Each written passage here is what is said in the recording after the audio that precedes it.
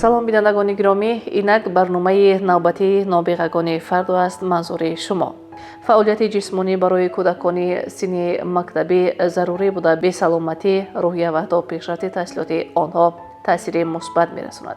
дар таҷрибаи ғарбӣ кӯдаконро аз синни хурд ба варзишҳои гуногун ҷалб мекунанд: шиноварӣ, футбол, гимнастика ва ғайра, то ин ки ҳар кӯдак соҳаи писандидаи худро ёбад.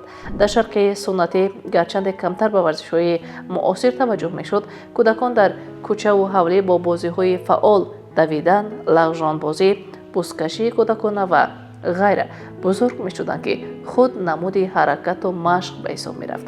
кӯдаки 7-11 сола бояд рӯзона ҳадди ақал 1 соат ҳаракати фаъол дошта бошад. ин мумкин дар шакли бозӣ дар берун, машқҳои пагоҳирӯзӣ ё иштирок дар машғулиятҳои варзишии мактаб сурат гирад. волидайн метавонанд фарзанди худро ба ягон қисми варзишӣ бидиҳанд, то дар он ҷо зери назорати мураббӣ машқ кунад ва малакаҳои як варзишро омӯзад.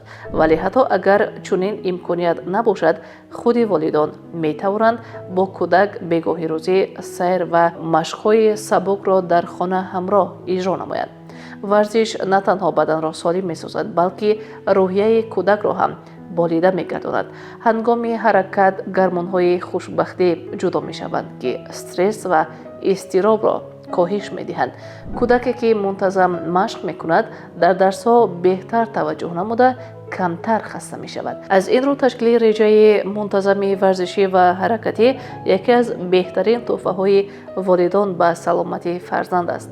оё шумо волидон ва устодони азиз ин таҷрибаҳоро анҷом медиҳед? лутфан назари худро нависед. шарики барномаи мо ширкати Лин Давид мебошад. Лин Давид барои тамоми оила.